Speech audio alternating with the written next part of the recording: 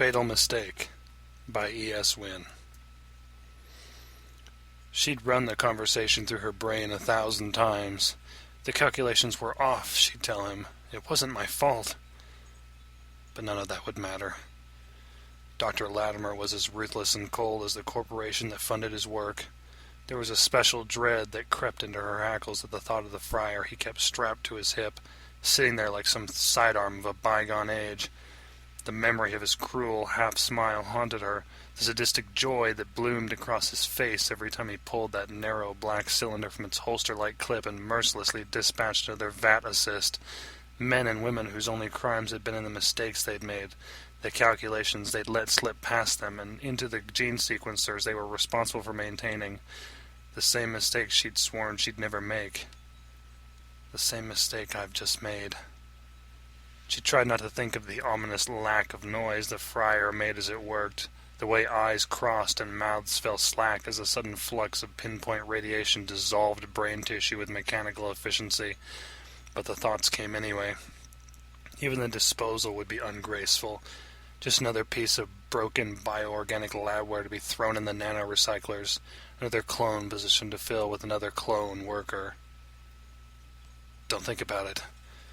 Her hands shook. She couldn't focus.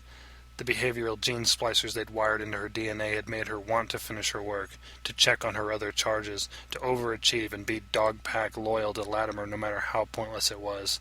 She knew firsthand how little respect he had for anyone engineered in a laboratory or grown in a gene vat, had seen the way he caressed and shoved each female assistant, the way he cuffed and abused the males.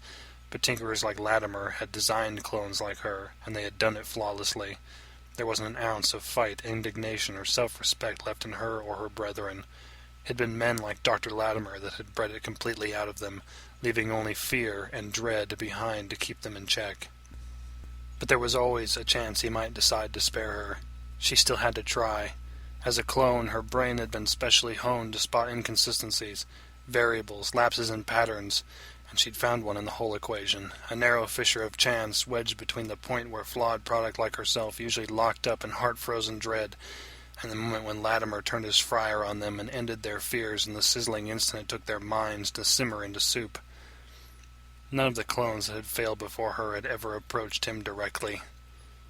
Every one of them that she could remember had sat panicking at their consoles, checking and rechecking formulas, trying to find a way to fix what they'd done even after the catalytic process had begun. Terrified of their own deaths, they had wasted their precious last few minutes struggling to find some new way to set things right until Latimer descended on them like a great pale buzzard and put them out of their misery as cleanly as you could manage with a fryer. She knew there was no way to fix the error she had made, no way to cover her tracks or turn back the clock and start again. She'd have to meet him in the hall, stow her fear, and apologize solidly. Hope he didn't do anything worse than give her another bruise, another black eye. "Doctor," she'd say, "there's something wrong with batch 332 Alpha." "Alpha?" would come the inevitable question, the harsh raised eyebrow, the clenching fist. "That's one of yours, isn't it?" "Yes, sir." The respectful pause, the lowered, shameful eyes, all as calmly apologetic as she could manage. "The calculations I received from 12th tier were incorrect. As a 13th tier lab assist, I couldn't recheck the entire sequence before GeneVat activation. It wasn't my fault. I'm sorry." It would probably be the last thing he'd expect. The path could go either way from there.